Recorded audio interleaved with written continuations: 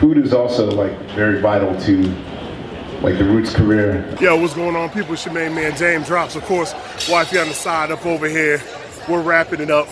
Mohegan Sun, Sun Wine Food Fest. I mean, the night is still going to continue because they have the celebrity dine around. But what you're looking at right now was the main hall. We're actually in the middle. There's a side to my right, another side to my left up over here. Every single wine vendor repping major was out here today, handing out wine. Everybody was getting their sip on. It was crazy. Wifey was getting her sip on. You know what I'm saying? That's why she over here cheesing with the with the extra smiley piece.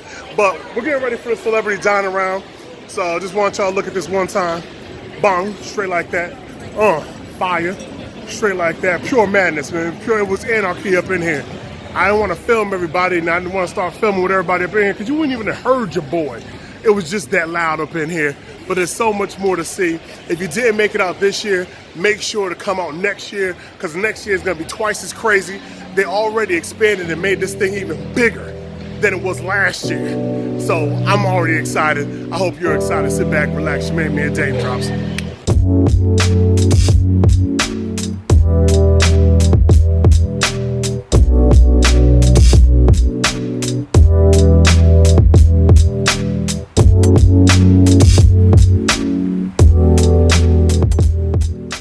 Celebrity dine around right now, doing it crazy, doing it major. Yo, my boy Chef Plum. He's over here in the background. Yo, you see Chef?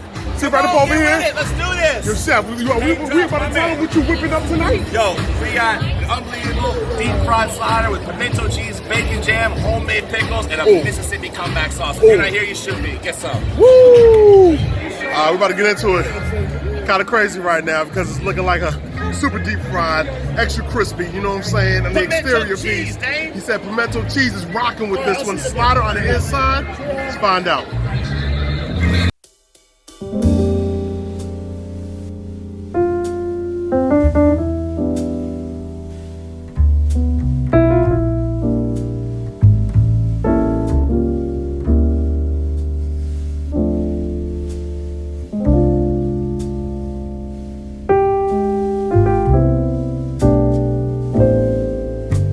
Hitting on every cylinder right there, crazy.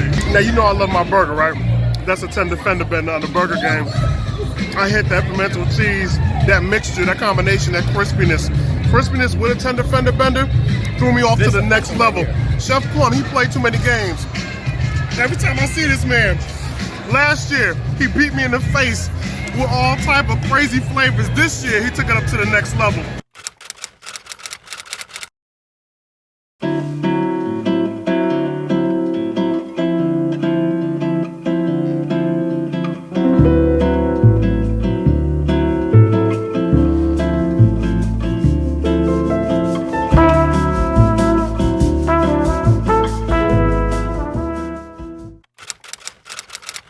But we hear that you're a big Southern food connoisseur. What kind of drew you to Southern cuisine? Well, you know, my grandmother was from North Carolina, so it's kind of what I grew up on. But food is also like very vital to like the Roots career.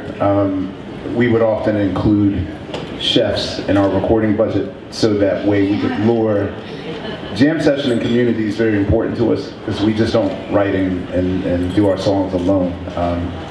So we tend to think in terms of movement. So at one point, maybe like in my house, there would be over 40 people. The only way that you could lure them, hey, come over for a songwriting session. No, come over for free food. And so we'd hire some of the best chefs in Philadelphia. And as a result, like some of our best albums were created because of the community aspect of it all. That's how we got to discover Jill Scott and, you know, work with Erykah Badu, and like back when they were unknown, unsigned artists, they were like through food. Yeah, because of the house. Yeah, which is crazy. It kind of brings everybody together. And you have a fascinating story how your career started. Talk to us about your first ever show when you were 11. I hear your dad needed a backup, right? Yeah, my father was kind of a well-known oldies doo-wop singer in the 50s.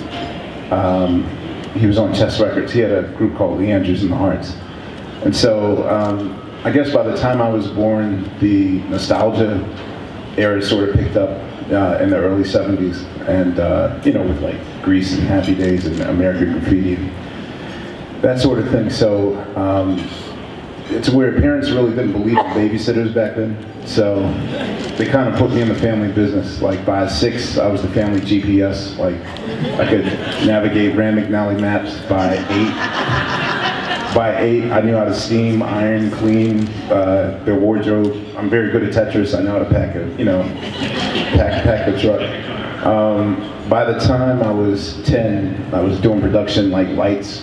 It was weird, like to be a 10-year-old kid coming in a nightclub putting in light gels and marking the stage. And at a gig at Radio City Music Hall, my dad's drummer injured his arm in a motorcycle accident. So he just casually looked at me like, well, you know the show. You're the band leader now. So at the time I was 13. Wow. So my very first gig was at Radio City Music Hall. Across the street from where NBC 30 Rock is, where we do the Tonight Show. So little did I know that some 30 plus years later that my life would be there. And how did you really break through in the culinary world? I mean, what do you think separates you and kind of launched your career personally? My hair, absolutely. It's all about the hair, right? It's just hairspray, right? It's all it is, just hairspray. Yeah. Just hairspray. Please don't touch it. Conditioner or any other added bonus? Well, clearly I wash my hair. Shampoo involved. I feel like it's a hair battle though, because Kimberly's got the natural curls and. Well, I'm going for that next. This is the starter's kid. When I decided to go to culinary school, there was not even Food Network to aspire to be on. So I graduated from college. I had no idea what I wanted to do with my life. I got a job when I was a junior in college, waiting tables because I wanted to buy a car. And a weekend I was like, oh yeah, this is it.